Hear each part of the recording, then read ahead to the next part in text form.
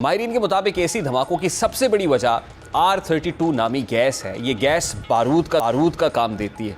दरहकीकत AC में मौजूद ये जो वाइब्रेटर्स हैं और कंप्रेसर्स मौजूद हैं, ये लगे हुए होते हैं और इस वजह से कंप्रेसर फट जाता है।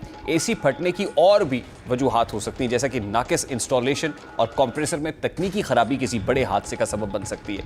पाकिस्तान में उमूमन R22 और R410A नामी गैस इस्तेमाल होती है। R22 निस्बतन पुरानी और माहौलियाती लिहाज से मुज़र सेहत गैस है, जबकि R410A ज़्यादा प्रेशर पर काम करती है और अगर ये गैस गलत तरीके से इंस्टॉल की गई है, भरी गई है, तो धमाके का बायस भी बन सकती है। इसके अलावा बाज़ गैर मयारी टेक्नीशियंस हाइड्रोकार्बन बेस्ड गैस जैसे R290 या R600A का इस्तेमाल करते हैं। इसके अलावा कंप्रेसर का ओवरलोड होना में फॉल्ट या वोल्टेज में उतार चढ़ाव भी एसी के फटने का बायस हो सकता है। अक्सर केसेस में गैर तरबियत याफ्ता अफराद की जानिब से की गई सर्विसिंग या गैर मयारी पुर्जों का इस्तेमाल ख़तरनाक नताइज का बायस बनता है। इस बात का इदराक होना ज़रूरी है कि एसी एक हसास बरकी और मैकेनिकल निज़ाम है, जिसकी तनसीब और देखभाल सिर्फ माहिरीन से ही करानी चाहिए।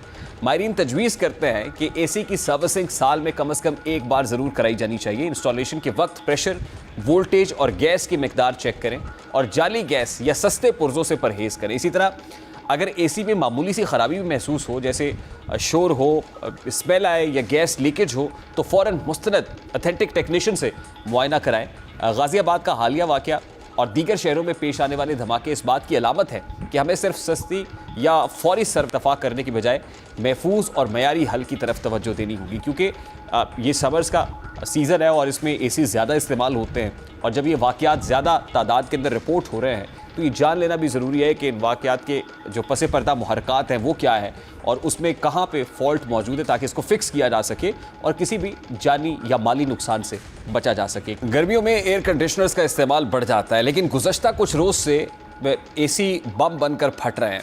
लाहौर, रावलपिंडी और फैसलाबाद में एसी फटने से धमाके के वाक़यात रिपोर्ट हुए हैं। लाहौर के इलाके में ऐसा ही वाक़या रूनुमा हुआ। फिर इसी तरह रावलपिंडी में एक सालगिरह की तकरीब के दौरान एसी धमाका हुआ, जिसके नतीजे में 7 अफराद जख्मी। माहिरीन के मुताबिक एसी धमाकों की सबसे बड़ी वजह R32 नामी गैस है। ये गैस बारूद का काम देती है। दरहकीकत एसी में मौजूद ये जो वाइब्रेटर्स हैं और कंप्रेसर्स मौजूद हैं, ये लगे हुए होते हैं और इस वजह से कंप्रेसर फट जाता है। एसी फटने की और भी वजूहात हो सकती हैं, जैसा कि नाकिस इंस्टॉलेशन और कंप्रेसर में तकनीकी खराबी किसी बड़े हादसे का सबब बन सकती है।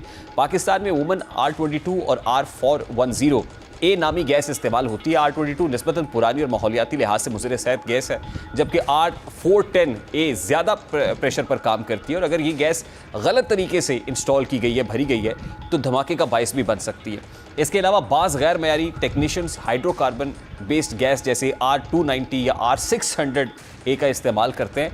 इसके अलावा कंप्रेसर का ओवरलोड होना में फॉल्ट या वोल्टेज में उतार चढ़ाव भी एसी के फटने का बायस हो सकता है।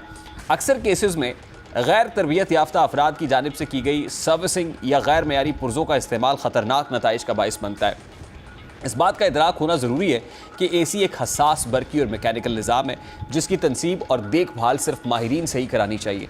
माहिरीन तजवीज़ करते हैं कि एसी की सर्विसिंग साल में कम से कम एक बार ज़रूर कराई जानी चाहिए। इंस्टॉलेशन के वक्त प्रेशर, वोल्टेज और गैस की मिकदार चेक करें और जाली गैस या सस्ते पुर्जों से परहेज़ करें। इसी तरह अगर एसी में मामूली सी ख़राबी भी महसूस हो, जैसे शोर हो, स्मेल आए या गैस लीकेज हो, तो फ़ौरन मुस्तनद ऑथेंटिक टेक्नीशियन से मुआयना कराएं।